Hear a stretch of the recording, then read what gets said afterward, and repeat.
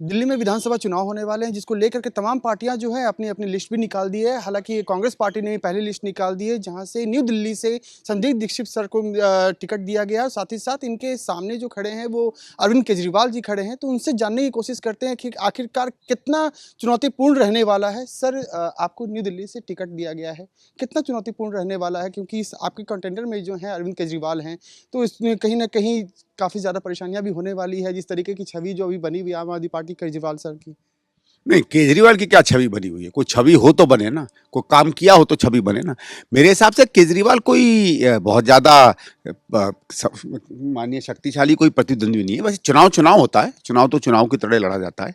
लेकिन जिस आदमी के 10 साल में शायद कुछ भी वो अपने कॉन्स्टिट्यूंसी के बारे में ना कह पाए, और दिल्ली सरकार में तो खैर किस तरीके का काम हुआ है वो तो सबको मालूम है। अगर दिल्ली सरकार के कामों में जो इन्होंने बिजली और पानी और डीटीसी बस को फ्री किया है, उसके अलावा अगर बात करने लगें तो बिल्कुल 0/0 सरकार पर आ जाती है।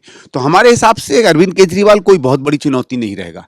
मुझे लगता है यहाँ जो है, अगर हमारा कोई सही में किसी से हमारी फाइट होगी तो बीजेपी से होगी। सर, आम आदमी पार्टी ने अपना एक गारंटी निकाला है, 5 गारंटियाँ उन्होंने निकाला है। साथ ही साथ ऑटो वाले के लिए जो उन्होंने कहा है कि 10 लाख रुपए का बीमा होगा, 5 लाख रुपए का एक्सीडेंटल इंश्योरेंस है। साथ ही साथ बेटियों की शादी के लिए 1 लाख रुपए दिए जाएंगे, और भी कई ऐसी सारी चीज़ें हैं। ऑटो वाले के 250 रुपये जो हैं 2500 रुपये जो हैं 1 साल में 2 बार दिए जाएंगे उनके कपड़े के लिए। तो कहीं ना कहीं ऑटो वालों से जब मैं बात करता हूँ, उनका भी रिएक्शन कुछ अलग आ रहा है, निगेटिविटी काफ़ी ज़्यादा बढ़ रही है। तो इसको आप किस नज़रिए से देख रहे हैं? ये कि साहब, जैसे बेटियां तो बेटियां होती हैं, बेटियों की शादी में हम लोग सब जो है जो भी दान मानते हैं, पुण्य मानते हैं, तो किसी और की बेटी के लिए क्यों नहीं आप करिए, ऑटो वालों के लिए करिए, कोई दिक्कत नहीं है। इसलिए क्योंकि ऑटो वाला आपसे नाराज हैं, इसलिए क्योंकि ऑटो वाले कैंपेन करते हैं। तो ये कैंपेन के लिए प्रॉमिस किया गया है या एक सही में? मैं तो ये कहता हूँ कि आपकी बेटी के लिए क्यों नहीं भाई? कैमरा वाला भैया खड़े, इनकी बेटी के लिए क्यों नहीं? साथ में लोग खड़े हुए, इनकी बेटियों के लिए क्यों नहीं? स्कीम तो होनी चाहिए। देखिए, आपके किसी व्यवसाय के व्यक्ति के लिए अगर आप कोई स्कीम ला रहे हैं तो मैं मान सकता हूं, जैसे 2500 रुपये चलो वर्दी का है, आपने मीटर के बारे में कुछ कहा, आपने उसको सस्ती सीएनजी देने की कोशिश की, या आपने टैक्सी वाले के लिए कोई मदद की, या आपने जो खोमचा लगाता है कहा कि चलो खोमचे में बिजली हम फ्री देंगे, या हम उसको ठेली जो है वो अच्छी क्वालिटी के देंगे। मैं समझ सकता हूं, व्यवसाय से जुड़ा हुआ उस व्यवसाय करने वाले को मिलना चाहिए। लेकिन सामाजिक विषयों पे या सामाजिक राहत आप ये कैसे कह सकते हैं कि ऑटो वालों को? तो बेचारे हमारी जो दरबान जो हैं, जो सिक्योरिटी करते हैं, वो क्यों नहीं? जो सफाई कर्मचारी हैं, जिनकी मेहनत से ये दिल्ली साफ होती है, आपका हमारा कूड़ा वो रोज सवेरे अपना जिंदगी दे के साफ करते हैं, उनके लिए क्यों नहीं? उस आदमी के लिए क्यों नहीं जो हमारे लिए चाय बनाता है? उस आदमी के लिए क्यों नहीं जो रेडी पटरी पर वो सस्ती चीज बेच सकता है, जो केजरीवाल और मोदी की लाई हुई महंगाई के कारण हम किसी दुकान पे नहीं खरीद सकते? उनके लिए क्यों नहीं भाई? ये क्या मतलब है? इसका मतलब है नीरा नीरा आप पैसा है जो सरकार का केवल अपनी राजनीति के लिए फेंक रहे हो। मेरा ये कि अगर आपको हिम्मत है तो सबके लिए ये स्कीम लाओ।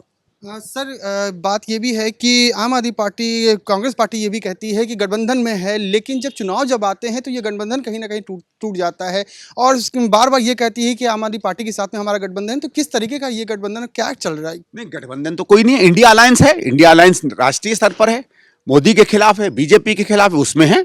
जब भी आज के हिसाब से, आज की जो नीति है हमारी, अगर लोकसभा का चुनाव होता तो हम लोग साथ लड़ते, क्योंकि लोकसभा के चुनाव में क्या है, अरविंद केजरीवाल ने स्वयं माना कि वो राहुल गांधी के नेतृत्व में काम करेंगे। राहुल गांधी ने जो आलोचना की मोदी की, उसने कहा नहीं, इससे हम इत्तेफाक करते हैं। और अच्छा है, एक जमाना था जब ये कहते थे ऊपर मोदी नीचे केजरीवाल, और मोदी की हर चीज की तारीफ किया करते थे। वही पार्टी ने आज समझा कि नहीं, मोदी जो है हितकारी नहीं है देश के लिए, तो ऊपर के स्तर पर था।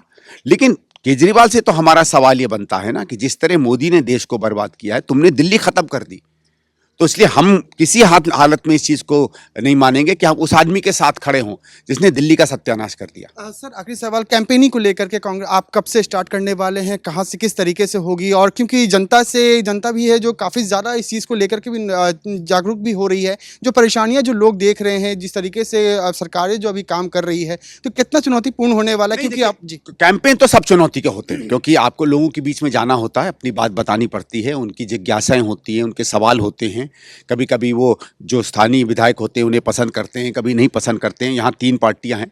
तो जैसे मैंने कहा कि मुझे लगता है कि लड़ाई होगी बीजेपी के साथ, लेकिन आम आदमी पार्टी का भी तो बहुत सा वोटर है जो आज नाराज है केजरीवाल से, तो हम चाहते हैं उसको अपनी तरफ आकर्षित करें। तो किस तरह से कैंपेन बनेगा, डिजाइन होगा, कुछ तो हमें पीसीसी जो हमारा प्रदेश कांग्रेस जो है वो एक बेसिक दिशा तय करता है और उसके बाद हम लोग लोकल दिशा तय करेंगे। बहुत बहुत शुक्रिया। तो देखा कि जिस तरीके से सर का कहना है कि कहीं ना कहीं परेशानियां जो है वो साफ तौर पे नज़र आता है फील्ड पे भी। अब देखने वाली बात होगी जब कैंपेनिंग होंगे तो उसके बाद किस तरीके से जनता कौन से पार्टी के साथ किनकी रणनीतियां जो हैं, किनकी गारंटियां जो है वो कारगर साबित होती है। कैमरा पर्सन मनीष के साथ Abhishek Anand, New India News, Delhi.